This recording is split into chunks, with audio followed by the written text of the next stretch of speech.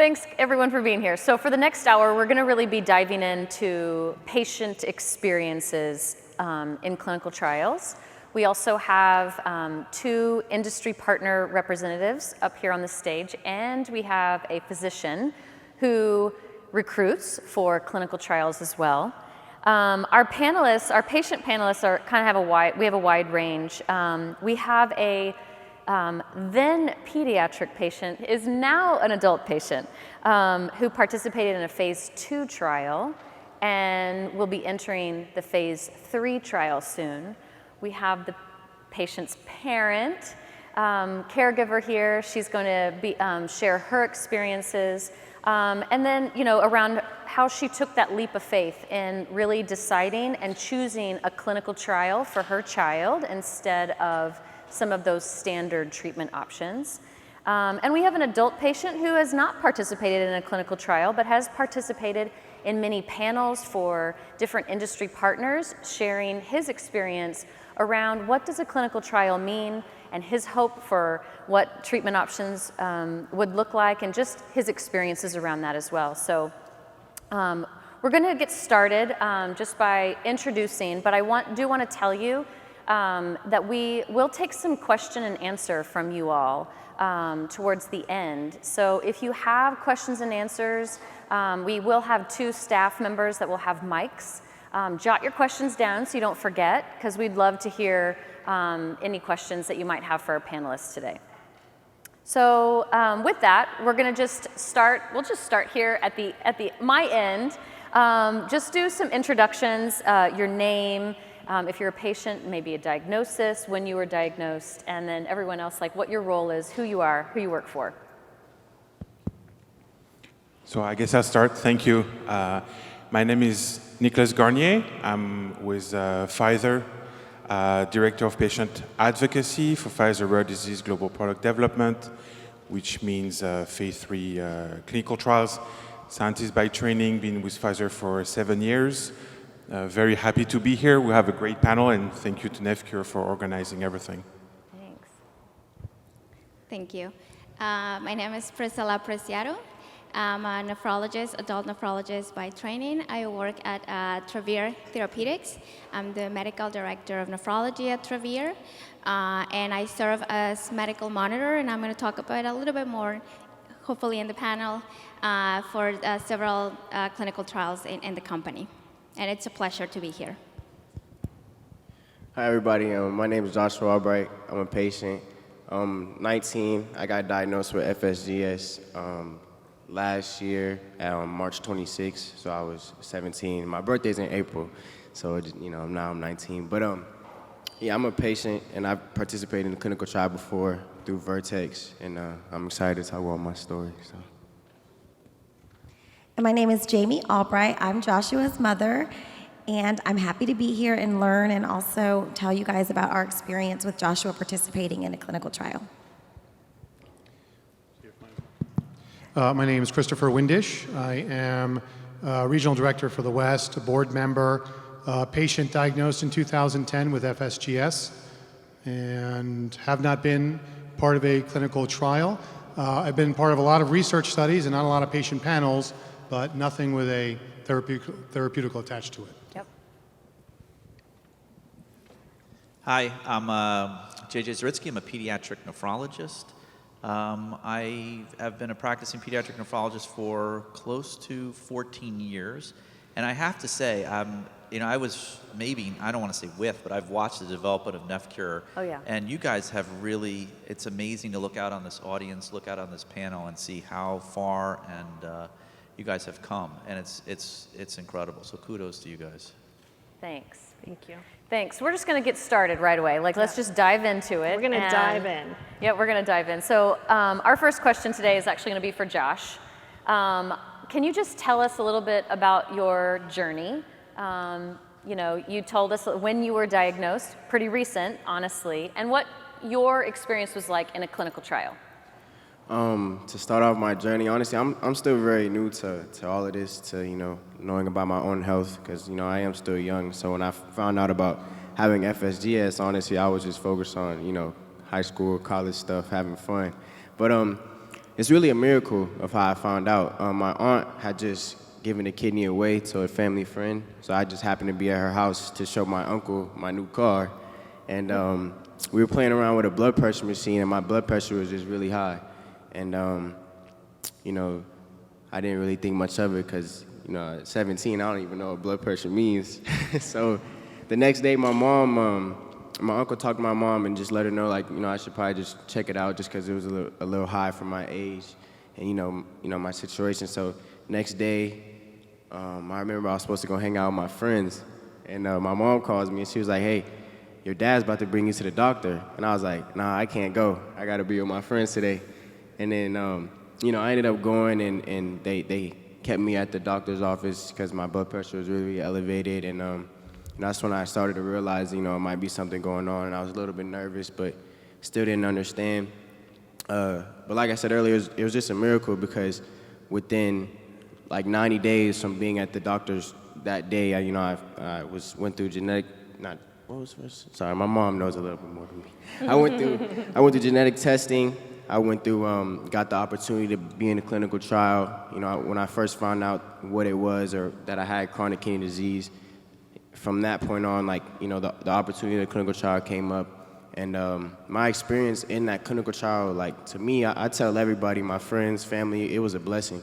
And when I first found out about it, honestly, I was kind of nervous because, you know, when you think about a clinical trial, the first thing you think is like, I don't want to be like a guinea pig. I don't want people to just be working on my body, and I don't know how it makes me feel. But as studies have shown from the trial I was in with Vertex, I felt personally way better on that medication. And studies also show that my body, blood work, you know, everything was working really well. And, you know, I'm excited to be in the next phase of the study because now I'm not on the medication. And I really feel like when I am on the medication, I feel way better. So my experience with clinical trials to me is, to what I say to everyone, is it's been a blessing. Sure.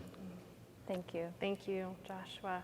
Jamie, I'm going to come to you next. I just want you to talk a little bit about what it was like making the decision to, with Joshua, to enroll in a clinical trial, and just tell us what that process looked like for you as a parent.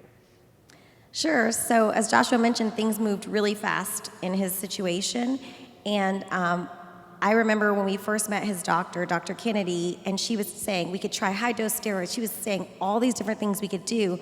And this is in the era of COVID, so one parent could only go to the doctor. So here I am trying to talk to his dad, my husband, what are we going to do? And I asked her, if he was your child, what would you do? And I felt she was so genuine in her response, was to go ahead and have the ultrasound, the biopsy, genetic testing, and then after he had the genetic testing, I was visiting my sister, and I was standing on the beach, I'll never forget, and Dr. Greenbaum from the study called, and he said, I have really good news. And he said, Joshua qualifies for a research study. And I immediately felt hopeful, because it was less than 90 days, like Joshua said, but I was up at night Googling till 3 in the morning, and I did not feel hopeful, to be honest with you. And this situation, Josh mentioned the study, they came to our home. He loves Miss Nancy, his nurse. He got to know her. She became part of our family. And so I would say it was a hard decision, but honestly, it was just the only decision that I saw that really was a fit for our family. And I'm so glad that we made that decision. I think it's really important, you know, you said, Jamie, the doctor said, I have good news. I mean, like, we don't hear that in our space. We don't have doctors tell us, I have good news, but he really did. And it was about that he qualified for this clinical trial. And you did, you took that leap of faith and you jumped in. And honestly, and Josh says, he feels better when he's on that medicine, and his numbers got better, right? And so that's really important. So let's talk a little bit about that trial design. I'm gonna come over to our industry partners here. So during COVID, right, we have learned a lot. Healthcare has changed a lot since COVID, right, in the last 2 years. How, as pharmaceutical industry companies, how have y'all transformed or changed some of your trial design to be more patient-friendly? Okay, I'll go first. I think that's a pretty good question, and COVID is going to stay. Yep. So we did have to adapt, and we are still adapting. and our ongoing clinical trials and the way now we're designing new clinical trials. One of the main things that we implemented during COVID was switching to telehome and telehealth medicine. Of course, there's a need still for patients and participants in clinical trials to go to the sites and complete study visits at sites, but now we have to move that and give that free decision and give that space where they feel more comfortable, patients feeling more comfortable with telehealth, with home care visits. So that's one of the things that we did between a bunch of logistics and other type of switch. But I think for patients, the most important was allowing them to stay at home, feel safe, and still be able to keep going in the trial. And physicians did a lot of the work too and communicated with them all the time to make them feel safe and continue on the journey. Yeah. Nicola? Yeah, no, I mean, it's obviously something that we've had to deal with, and without a playbook, so I think everybody tried to adapt. Running clinical trials in a decentralized fashion, I think, is definitely something that a lot of people are trying to accomplish. And in our trial, for instance, we've implemented some over-the-phone checkups and visits in between infusions. For our study, the experimental treatment is still IV, so the participants, they still have to go to the sites. And I think it really requires a lot of discussions, conversations with the community, with patients and their families, because it's definitely not the panacea either. Some people may be comfortable having someone come home, some people may not. Some people may be okay with phone visits or virtual visits. Some people may prefer to go to a hospital because they're seen by a nurse, by a doctor. There is that connection, that, either real or perceived sense of the best thing to do and the care. So I think it's and that's why we're here. That's why we're working, all of us together, right? Is to understand how can we make this in a way that fits everybody's needs, and everyone's needs are different. Yeah, absolutely. And I think that that's really important too, the option of having the home health or the telehealth visits. And the reality is that there are times where you need to go into the office, right? So Josh, you did attend some visits in clinic, but then you had a nurse through a home health program that came to you for a lot of those as well. So I think the option was nice. So talk to us a little bit, because we have a couple other people down that we haven't asked questions to yet, but Josh, I'm kind of curious, how did the home health visit impact you and your ability to understand what was going on? The home health visits, to me, were my favorite part, because I built a relationship with the nurse, Nurse Nancy. She used to, every time she was on the way to my house, I got excited, honestly, because like my mom used to always tell everybody, like, to me, she was like a grandma. Like, she just came to check on me all the time. She cared so much about my health. She knew my situation. So, to have someone, a doctor or a nurse who cares so much about your situation, and, if my weight is dropping or she notices something, like, she'll tell me, and she'll be on me just like, like it was my mom. Like, what, you haven't been eating? You haven't been working out? Like, me and her were really, really close, and it made me feel comfortable with my condition and with my diagnosis. Like, it was just, even the ability to be able to call my doctors, or when they call me, like, I felt really special, honestly, because, I know doctors are very, very busy people, but for a doctor to be able to call me and let me know, or talk to me or check in all the time, like, to me, it just made me feel really secure in my situation. That's great. That's great. Christopher, I'm going to come to you next. I would love for you to tell us a little bit about your journey, and also what a clinical trial means to you. What comes to mind when you think of the word clinical trial? So my journey, I guess, a little bit more old school, because it was 2010, so 12 years ago. So just seeing my primary care had high triglycerides, like probably half of America or more. Went on Niaspan. He doubled my Niaspan. As soon as he doubled it, I had instant swelling in my legs, edema. So I went back to him, luckily, he had done his internship, I think, 30 years ago for a nephrologist. So he kind of said, I think I know what it is. I don't know. And he sent me to a nephrologist. So the nephrologist sent me right out for biopsy. And when I came back to the nephrologist, the nurse came in and said, what pharmacy do you go to? And I said, I guess that means I'm positive, or something's wrong, or why do you need to know my pharmacy? You know? And she was, taken aback by that. But then he came in and basically said, yeah, you've got FSGS, we're going to start you on high steroids, and goodbye. So after that, I kind of sat down, and it wasn't about, oh my God, I have no history. I've done the DNA testing. There's no genetic correlation. It was just kind of, what do we do from here? And so that was my march of 14 to 15 nephrologists, where I walk in the office, I have my binder, I know the latest stuff that's going on. I've had nephrologists say, I can't see you anymore because you talk to too many doctors. I've had doctors take the 15 minutes and say, nothing I can do for you. I've had doctors say, I can't believe you're still walking. I can't believe you haven't stroked out. I can't believe you're here. I can't believe any of this. So obviously I've moved on from them, and I kind of settled on a nice younger doctor who's very eager and enthusiastic, and he learns more from me during the session, so he's very excited to meet with me because he hears what's going on. But as far as clinical trials, he says, I'm just a community doctor. I don't get involved in those clinical trials. I don't know academics. And I literally have a doctor that has 3,000 charts, and 2 patients have FSGS. And so the scientific sampling is, well, I gave this medicine to Joe, and he did good on it, so it should be good for you, because you're my 2 FSGSers. So it's been a very, very rocky road, and I've been part of a lot of research studies and collecting a lot of information and data, probably going on 10 years of my labs. For me, the clinical trials, there's always been kind of some disqualifier.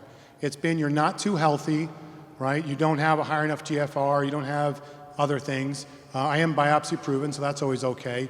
Or, yeah, we need to get all of your medicines. And when you understand this disease or this syndrome and the sclerosis that takes place, it's a ticking time bomb, right? And even if you don't have collapsing variant, the variant I have, they can't tell you if you're transplant 3 years, 5 years, 20 years. So you're completely in the dark. All I know is at my height, I was spilling 20 grams of protein. So the associated sclerosis with that is really, you're at the level of triage. Right. How do we stop the spill? So you're not thinking long-term. You're not thinking about clinical trials. You're thinking, I think it was Dr. Adler who put it to me and said, it's all Russian roulette.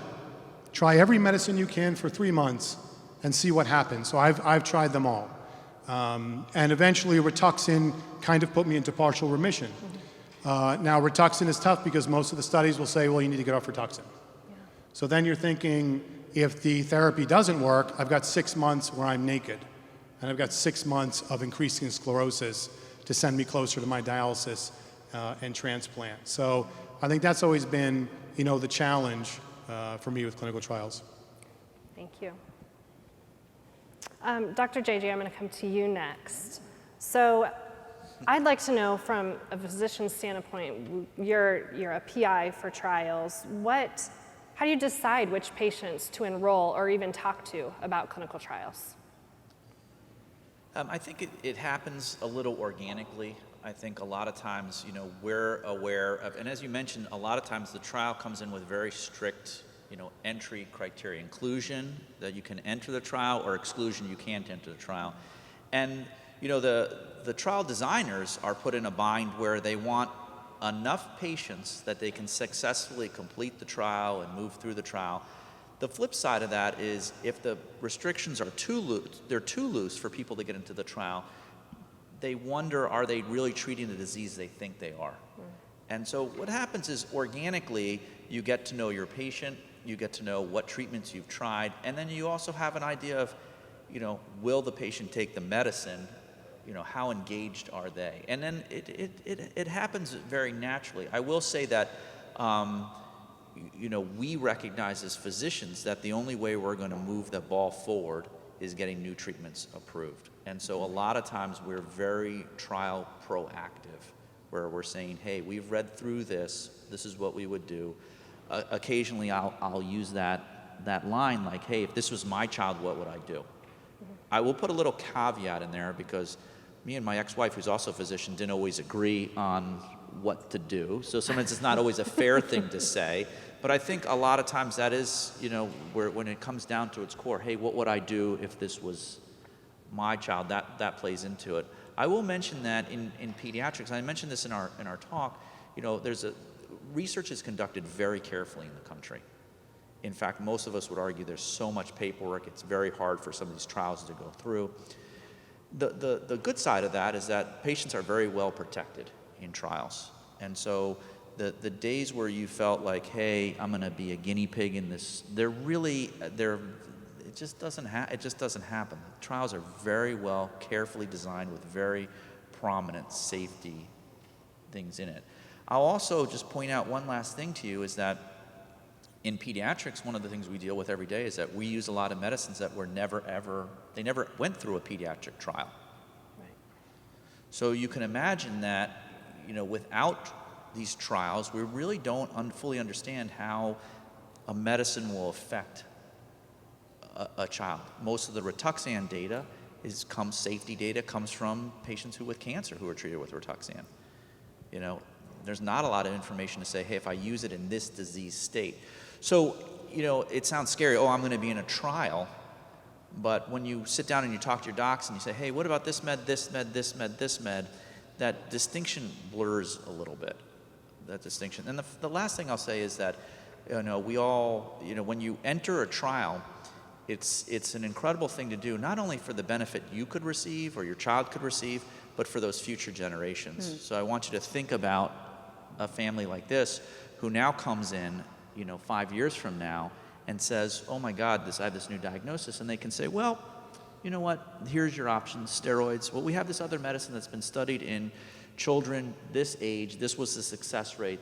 You're sort of playing it forward. And I think it's hard to think that way when your child's sick, but that's something that you do want to think about, because the reason I'm able to present some of the medicines is because people ahead of you, before you went through that. Thank you. Yeah, I think that you've made up a good point. Or you're a pediatrician, right, and a pediatric nephrologist. You do also work with some adults in clinical trials, but I'm curious about pediatric inclusion, right? And there's just not that many trials out there for pediatrics, for youth. I think there's maybe, Josh, 5, I think is right around that mark. It's getting better. We have seen growth. But I'm gonna ask Dr. Preciado, at Travere, talk to us about how Travere decided to release EPIC and the significance of that. Thank you. Call me Priscilla, please. So and I think JJ mentioned it, we need to keep thinking straightforward. We need to keep moving forward. I think when we started with Travere's Persentem program, and we start with Duplex and Protect, FSGS, IgA nephropathy, we knew Travere has other nephrologists, mostly adults, but we collaborate with a lot of pediatrics. But we knew that a lot of these diseases also majority of times, could also present in kids, right? So we had to move forward if we're seeing that our drug could potentially work in adults, it could also potentially work with kids. And it's something that we need to move forward. We need to be able to say, yes, let's try it too, because like we just mentioned, there's not a lot pediatric trials out there, so we have the responsibility as a company to also have the data in kids to make it available for kids. That's how we start thinking of EPIC. Yep. And of course, we met with a lot of people, a lot of collaborations, including pediatric nephrologists from all over the world, regulatory agencies, to go over the processes to start a pediatric trial, how to design it properly and safe enough for kids, how to present the drug for kids, because of course they're kids, they're not going to swallow a tablet. I don't swallow tablets, so I don't want to take it. So kids, you're older now, you're an adult. Technically, you're an adult. But telling a kid and convincing a kid and talking to a kid and saying, well, you know, I made this just a little bit more flavory and more easy for you to swallow, technically swallow. And that's how we started with Epic. And that's how we're trying to move forward and keep doing the best we can. Yeah, thanks. Nicola, I want to ask you some logistical questions around clinical trials. So, you know, we've talked about home health visits, telehealth. Christopher mentioned, you know, 1 to 2 patients in an office out of all these other CKDs. So the cost of taking care of glomerular disease patients is expensive. We know this. But in clinical trials, what does that cost look like? If someone was to inquire to enroll in your trial or, you know, in general, any trial, what does it look like as far as like costs? You know, does insurance cover it? Do patients have a cost that they incur? Can you talk a little bit about some of those logistics? And that's a great question. And I guess I'll start with a little bit of a negative. We know today that still, despite all of our best efforts, joining a clinical trial is not going to be necessarily cost neutral in the grand scheme of things, right? You have to consider a lot of things. When it comes to what happens in the hospital at the clinical site, usually anything related to the clinical study is going to be taken care of. So, especially when it comes to rare disease clinical trials, although there may be some exceptions here and there, usually what's part of the routine care might go to the insurance, and then what's part of the study is going to be taken care of. But there's lots of other things to consider. So usually, I mean, definitely us and other sponsors, right, we try to alleviate some of the financial burden when it comes to travel costs, when it comes to parking, maybe meals, maybe accommodations if it's a clinical trial that requires overnight stay or something like that. The case may vary, but we also know that, you know, there are disparities. Not everybody can afford to take time off work super easily, or just cannot, or don't have a good solution to take care of potentially siblings and whatnot. So it's still something that the whole industry is trying to tackle. As you can imagine, it's very regulated, right? And especially by ethics review boards in hospitals, because they're there also to make sure that whatever is provided by the pharmaceutical sponsor is not inappropriate, is not enticing, and it is a fine line to walk between really making things easy, but not, you know, falling over. So it's still a work in progress. Yeah, but it shows the work around making it more patient-centric as far as, you know, friendly, accessible. You know, some reimbursement costs can be, you know, adjusted for, like travel, you say, that sort of thing. There's possibilities to help patients access these trials, so that's great. If I may say, I think it's really important if you're a patient that is already in a clinical trial, if you're thinking of considering entering a clinical trial, and that's one of the questions that you have about cost, talk to your doctor, because there are ways that there's always open communications between the physicians that are working and the PIs working in clinical trials and the sponsors to try to make it easier for patients and to try to accommodate for, like you said, for everyone else's. Every patient has different needs. So that's what we're trying to accommodate, but we need to hear from the patients, from the participants to know what they need so we can cover for that. Yeah, That's a really good point. Thank you. Yeah, I think a lot of times as patients, we assume that if there's a clinical trial that we would qualify for, that our doctor would bring it up to us. And what we hear from patients all the time is that's not the case. That a lot of times we as patients or caregivers have to bring the data to them and ask them what would I qualify for? Is there anything out there that could be better and maybe allow a better quality of life for me than the standard of care, which are all repurposed medications with a myriad of side effects. So I'm gonna jump over back to Christopher, and then we'll kind of go and talk to Jamie and Josh. But I'd love to know, when you're considering a treatment, what are important things that you think about when you're looking at a new medication or even potentially a trial medication? Yeah, I think just to touch on your last point, how horrific, and I'm a big advocate for coordination of care. I mean, if you can imagine the nirvana of a new patient who doesn't understand any of this, gets diagnosed from a nephrologist, and the nephrologist says, okay, let's sit down. This is what your life's going to look like. Let me introduce you to a support organization like NephCure. Let me give you a referral for a dietitian, a holistic healer, and also I'm going to pre-screen you for all the available trials to see what you're available for. I mean, if you've been to a doctor, that sounds absolutely ridiculous. And I don't know in my lifetime if I'll ever see that level of coordination of care, because you know you have to be your own advocate. So apart from finding those trials yourself and seeing what you qualify, I really like the home health care. I had a PICC line put in for an infection, and it just psychologically and physically is better because it takes them out of their element. It takes them off their guard. They're no longer in a medical situation. They're very awkward sitting in your living room, in your kitchen, right? So they have no other choice than to focus on you. They can look at your environment, they can look at your family, they can identify other risks in your treatment, and they can focus on you. So I really like any notion of home health care rather than a clinical setting.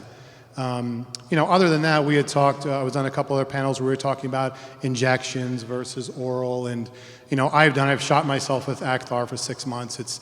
I'm willing to do anything if it poses the results and shows the benefits. I would just like it to be an additive therapy, and not a subtractor and get off all of your existing care. And I know from patients we worry about, right, well, who's going to run my care? Because we talked about this too, the effect when you're in a trial and you're seeing a physician for the trial, so who's running the show? Is it my physician or is it the trial physician? And what if my physician wants to increase my blood pressure medicine, but the trial doctor says that's going to ruin our results. We need to keep you the same. And all of that coordination and confusion, for me, I think is a big question. Yeah, you bring up a great point. So I'm going to go back to industry, actually, with that point that you just made. Like, how do you or can you communicate? If you let's say you have Christopher in your trial, right? And Christopher's scenario came up, because we understand that for our regular nephrology appointments, we still go to our doctor, right? The clinical trial doctor is like extra. It's like padding. It's like icing on the cake, right? But let's say Christopher goes to his nephrologist and he's like, you know what, your blood pressure is not where it should be. So does the PI and his nephrologist, can they communicate? How do you handle information around patient, health and the status? So the straight answer, yes, they can and they should communicate. It's actually one of the things that we do in our studies is design a communication letter for the principal investigators or the study doctors to go to the primary doctors. We know that it's really common to have your primary nephrologist not being the principal investigator of the study doctor. So we create ways to communicate, and we actually tell the PIs. I talk to my colleagues, to PIs all the time. I annoy them way too much sometimes because it's part of my role to annoy them, to make sure that, because we need to protect the safety of the patients. I do it in a blinded way. I don't know the name of the patient. I don't know absolutely anything plus the only thing I can see from a blinded side. But of course, we encourage the principal, the PIs to talk to their study doctors, and we encourage patients. Because at the end of the day, I think one of this amazing that is NephCure is to be able to say to patients, talk to primary care, talk to primary nephrologists, so they can talk and they communicate and they can coordinate care, because it doesn't have to be a struggle. I will assume that if a primary nephrologist is looking at blood pressure is not okay, the PI will also see that. So that's how we need to coordinate. We need to coordinate care, because at the end of the day, even at my role as medical monitor, we're all trying to get to that point where the patient are doing better and we can get better drugs approved. That's great, thank you. I'm going to go back to Joshua. Joshua, I'm going to go a little off script here, but I want to hear a little bit more about how just being diagnosed right around the time that you graduated high school and were going off to college. What was that like, also trying to participate in a clinical trial? I know that at one point they said, oh, we can come to you at college. Can you just tell us a little bit about how that played out and what you decided to do and why? Honestly, it was pretty tough for me. I think that senior year, to me, I would say it's like the prime of my life. All my best friends with me, all we were doing was having fun. That's all it was. School was just getting out. All we're looking forward to is August. We're moving in, we're moving out. I don't gotta, my mom don't gotta tell me to get out the video games no more. So, I was just happy with life. Like everything was just perfect in my, how I felt. First getting diagnosed, like I said, it was just really tough because, everything just changes. All my other friends right now, they don't have to wake up and take pills or worry about, how they feel that day. Everybody just go around and eating whatever they want, doing whatever they want. I think it was just a big adjustment for me, because, going from just feeling normal, and again, I think the biggest thing is always feeling like, that couldn't happen to me, so when it something did happen to me, it was just a big adjustment. And like I said, I think my biggest thing is like being that young is like I didn't really understand.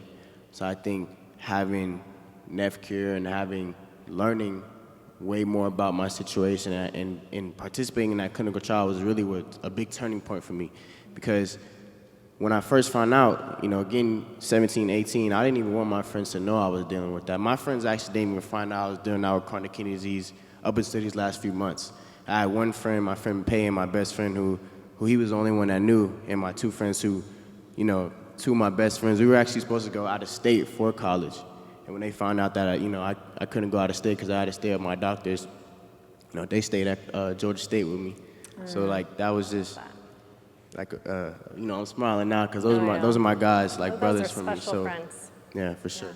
But yeah, I would just say it was a tough adjustment. It was just a tough adjustment, for sure. I'm going to ask a quick question to Jamie, just to follow up on that. What was it like for you, kind of transitioning from Josh supposed to be going off to college, then finding out he has a rare disease, and where did you find your support? Yeah, and I am much more of a grab my circle and tell everyone, but I needed to respect Joshua's decision. So only my best friend's a nurse. I work in an environment where I had a nurse nearby, and those are the people I was able to confide in. We have a great family, I will say that. And so my family group message, we were all going nuts on that family group chat. But really, I went online. I was so thrilled to find NephCure online. And Kelly I messaged her and I was like, I put a post about it, and then she messaged me back, and I thought, okay, here's my people, right? Because they don't know Joshua, and I can ask all kinds of questions here. So that was my first real support. And then I met this other young lady who was 10 years into the journey, and she was so sweet and messaged me and just said, I was 12 and I'm here to support you. But again, her story was very different because it was so long ago. So it was honestly hard. Facebook can be your best friend or your worst enemy, right? No one knew what we were going through. And I was looking at people's children going off to college, and Josh was supposed to be going off to college. That was honestly very difficult. And Josh has just really got to the point where he shared with people that it was hard. He did move to the dorm, and they offered to go there. And he's like, Mom, how am I going to explain this lady in my dorm room, getting my urine and taking my blood? So he would drive home for the visits. And I'm a really protective mom, so I remember I told them this last night. I told Nurse Nancy, you can only come on Monday, Wednesday, or Friday, because I have to go to work on Tuesday, Thursday, and I need to know what's happening with my child. But in the end, I was like, oh, Nurse Nancy's coming. I don't care what day she comes, because I knew he was in good hands. So for us, the advocacy part is important to tell people about studies. Now that he spoke up, I felt free to tell the world, hey, when your kid goes to the doctor, if you are at high risk, get your child screened. If if your doctor says, oh, it's fine. And one thing we talked about before, Josh had a physical. I'm that mom, basketball physical, annual physical. And his blood pressure was slightly elevated 4 months before. And we love our doctor. It was kind of dismissed away as the fact that he is an anxious kid. You may not tell, but he can get nervous with shots. So it was kind of dismissed away. So I mean, it's just one of those things. I went back as a mom. What did I miss? What did we do wrong? How did this happen? And then we have 6 children. So then it became the decision, what in the world?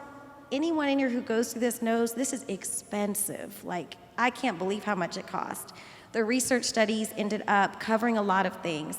And I probably would have wanted him blood tested every other week, and they did that. I wanted to know how my child was doing. Was it getting worse each week?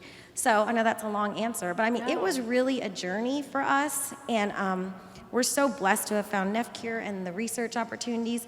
What we're waiting for now is the trial to restart. And I'm like, who do I need to call, email, or something, so he can hopefully, start soon, because he does qualify. So yeah, I mean, I've heard so many stories here that are just, I mean, everyone goes through different things, but we're blessed to have this community. Thank you. Maybe a quick comment. I think that one thing that I kind of struggle with in the region, and we look at NephCure, is that there's such a different path for everyone, but from adult to pediatrics are completely different paths.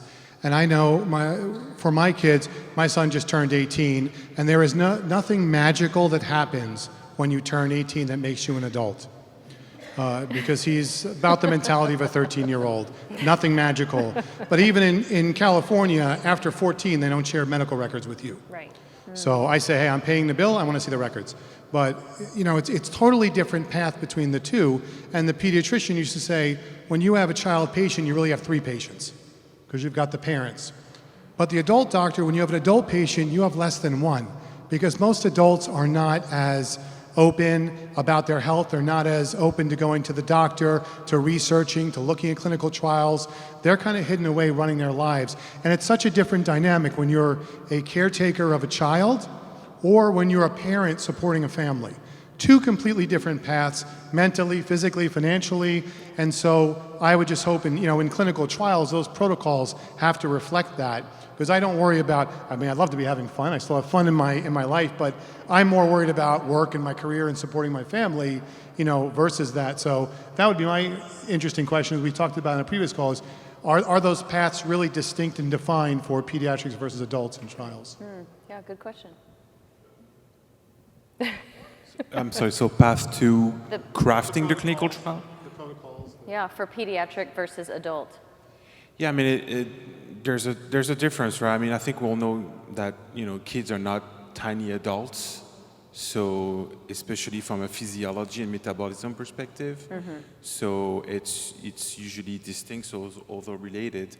But I think the key to your point about, what different people may be worrying about, a parent of a patient versus an adult patient, go through conversations, right? So typically, I mean, it's very common, and we definitely do it in collaboration with organizations like NephCure, organize panels and focus groups to understand what are the needs, what are the considerations, how can we decrease the burden of the trial for patients and their families, whether they're adults or whether they're pediatrics, in which case we speak with the parents who look at, from a family unit perspective, what matters, what should be measured, what's too much, not enough, etc., etc. So that's these require very distinct conversations, of course. And I wanted to say, Joshua is an adult study, just to clarify, because he was in that transition. He was diagnosed March 26th. We found out he had the protein spill and high blood pressure. He turned 18 April 4th. Yep. And so he did have to sign a release for me to be able to email those doctors that I was emailing.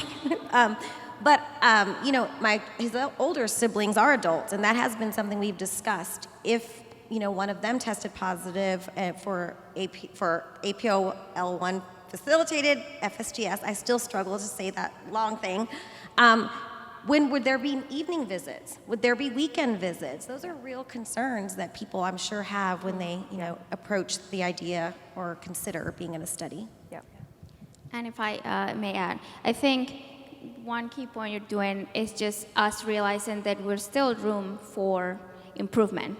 We need to take that into account, because what it might be important for us and for a clinical trial on a daily basis of labs and assessments and physical assessments and all the different things we might not be taking into account. We're now doing, of course, patient-related outcomes and all different ways to try to make it better for the patients and what their patients need. But there's room for improvement, including what you just said. It's not the same. Adults like us, I'm thinking about, okay, my career, how do I work from here to here? And that involves clinical trials. And I think indirectly, COVID provided already a tool of home care, and telehealth can be useful not only in the COVID, and it was not COVID indirectly do it, but that's a thing that can stay, should stay in clinical trials to make it easier for adults as well. And of course, there's room for improvement. Yeah, absolutely. I'd like to open it up for some Q&A from anyone out there. Kylie and Delaney have some microphones. We've got some hands up here on both sides. Let's see who can run faster, right? It's a race. Here you go. So I'm hearing a lot about clinical trials before transplants. Mm-hmm. So when you have a transplant and then you have the reoccurring FSGS, and I do know that there is a clinical trial for that, but you're fighting against your nephrologist, your team of transplant doctors that says you're not going to be in compliance anymore. And being in compliance means a lot to transplant patients. Because if they're not in compliance, you ain't getting nothing. So here we have to change the transplant team's mind to be able to let them be in a clinical trial. Because I would not allow her to be in a clinical trial if she wasn't, if it was going to knock her out of being in compliance. Yeah. So we have a problem with that in the transplant world. Yeah, I have to say, I just led a virtual breakout for our virtual audience with Dr. Anjua Java. She's a transplant nephrologist at Washington University in St. Louis. And I have to say, she talked a lot about the opportunities in clinical trials for transplant patients. And it's a growing field. But you're right, there needs to be a shift. It took a while for us to even get where we are today, to be honest with you, right? And I think transplant has come a long way, but there's a long way to go still. There are some industry sponsors here today in the transplant space. So honestly, like if you would, I would love to introduce you to some of them, because I think it's really important for us to understand how can we advocate not only for our patient community as NephCure, but you as a parent, as a caregiver, and as a patient, right? What can you do to help facilitate a better environment too? I don't know, Dr. JJ, I don't know if you have anything to say. I would be curious to talk with you offline also, because in some kind of crazy way, the patients that are compliant with their medications, those are the patients that we're more likely to funnel to a clinical trial. Because we recognize this is someone who's, I'll say, engaged, who's going to take the medicine. And I also say the flip side of that, the nice thing about a patient being in a clinical trial, they get extra visits, they get extra labs. Sometimes it's actually easier to keep track of the patient. I think one of the recurring themes that comes up here is that, this idea about communication, that communication is the basis of all good relationships. So, if you're going to carry a clinical trial successfully, you have to ensure that the principal doc taking care of the patient and the PI have a very clean line of communication. That's not always easy these days, but I think even when it comes up when you have some friction with your doctor, sometimes it's a lack of communication. So I'd be curious to find out, to me, you wouldn't be able to design a clinical trial that would technically take a patient off a medication that would put them at risk. It just wouldn't be, trials are so carefully looked at. And I'll just go back to that idea that, how do I choose who's going to be in a trial? Often I say, well, this patient's very good about, they don't take their medicine, they forgot to take their medicine, so they call me, I forgot to take my medicine at 9 and it's 9:05. I'm like, well, this is an awesome patient. This patient this is a really compliant patient. Those are the patients that we recognize are going to be able to successfully complete a clinical trial. But that's where you have to get the clinic to understand that. Yep. Yep. And with her, she did try to talk about clinical trials. And I guess because her case was so extreme, they weren't going to have it. You know, so Hopefully soon. Yes. Hopefully Yeah. soon. Yeah. Fingers crossed. I think most physicians want, I mean, it's just, they went into medicine for a reason. And they want the best for their patient. I just believe that. Yeah, I I just do believe that with the physicians I interact with, that's what they want. And often the clinical trial often offers that possibility for a patient. You're never so sure, maybe they'll end up in a placebo group or not, but that's part of that thinking that, hey, a physician, that you want your patients to be in clinical trials a lot of ways because you're able to offer them that next level of care. I'll also mention that it's very interesting, the medical enterprise we work with or work in, this transitional period from 18 or 21 from pediatrics to adults. You know, pediatrics, when you mention, hey, a perfect clinic would be, you show up, you have a dietitian, you have a social worker, you have a list of clinical trials. Often in pediatrics, we have the resources, and I'll say we have the time to be able to do that. Whereas in the adult world, they are just so busy with, you know, having to see, 30, 40 patients a day. People get lost in and again, that's the time to really sit down and communicate with your doctor and say, hey, in the adult setting, this is what I was used to in pediatrics. I was used to the doc spending this amount of time, and you have to be able to communicate that with your doc. And then, unfortunately, sometimes in the pediatric world, there's a very consistent level of care. There just is. Yep. There's not a lot of us. There's pediatric hospitals. In the adult world, there are incredible physicians, and then there's just a wide spectrum of care. And I know this personally because my parents are going through the healthcare system, right? And so I see the levels of care that are offered to them, and it's shocking to me because there can be a huge spectrum. I'll put it that way. Yeah, I absolutely. think Dan had a question. Yeah, we had another question over here. Thank you. My question is for you, young man. You're 19 years old, right? You were diagnosed at 17, correct? Sir. What do you know and how do you feel now that you would do differently, if anything? And what message would you give to the rest of the youth that are out there that are 17 years old, that don't know anything about this, that are in high school, maybe about to go down this journey, don't feel well but don't know what to say? What do you tell a 17-year-old yourself? That was a good question. What I would say definitely, or what I would change, I'm gonna start with that. I think I would definitely, instead of being so quiet for so long, I would realize how much power my story was at a younger age. Because now, and that goes into what changed now is, again, like back then I was, hold on, I'm gonna let y'all, Amber Alerts. Yeah, exactly. It was. It's Florida, it happens all the time, don't worry about it. So I think what's changed now is as I've got my story out there and I've met, so many patients and people my age or people older than me, I know us as patients who are here, like we all have those days where it's like, it sucks, feeling down or being upset, and like not only are we affected physically, but we're affected mentally. And that's just what I've learned as growing up. When I was younger, I still honestly didn't really look into my condition or my disease. I didn't try to Google like my mom used to do at 4 a.m.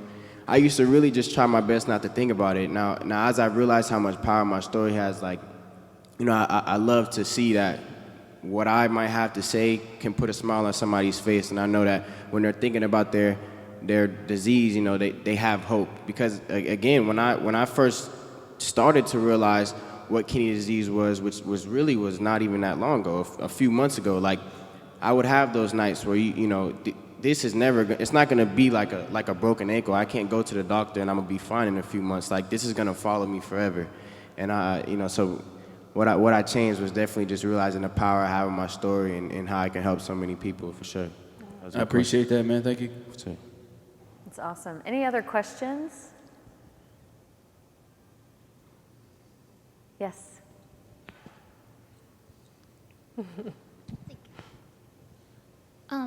Are there opportunities to join a clinical trial for patients in remission, or is it just an active relapse? Good question. That's a good question. Who wants to Would take somebody it? like to answer that? I mean, I guess it will depend, right, on each different protocols from the different clinical trials. Josh was showing earlier today that there's, I think, over 40 clinical trials right now. So, there might be something in there to look into. I mean, there's other types of trials. So There we you go. typically think, hey, you're in a clinical trial, meaning there's an intervention. Yep. You're given the red pill or the blue pill. But there's a lot of other trials out there, like an observational trial. So, for example, if you look through the NephCure site, there might be a trial that I could imagine. They're collecting genetics on everybody who had minimal change disease and trying to figure out, does your genetics match with? So there's always an opportunity to be involved in research, and research means a lot of different things, from intervention to just observation, where they're just looking at you. Technically, there's risks in any type of trial. The risk there is limited to like paperwork and patient protected information, but that stuff is, they explain that to you, et cetera, et cetera. Yep. Great If you question. are a patient parent, in your folder when you were at registration, in your folder there was actually information about an observational study that you could participate in. And so if you're a patient parent, you might have seen that, and it doesn't take too long to fill out a survey, but you are accelerating research by doing that. So. Yeah. I also have one for patients with specifically FSGS and IgA nephropathy. Yep. That I can also connect you with if you're We interested. have one coming out Come soon. to talk to me. We have one coming out soon with another group, I think out of CHOP, I think. Yep. And they're looking at, they want to talk to people about fertility and pregnancy and their experiences with rare glomerular disease. And, so there's a lot of opportunities. So you can always reach out to Kelly and I, because we're the ones that really receive those and try to help disseminate as much, because there are, even if you don't qualify for an interventional clinical trial, with like a drug company, there are other opportunities that you can help accelerate science. So yeah, great question, thank you. And I think that is time. I appreciate everyone for being here. Thank you so much for sharing your thoughts and your stories.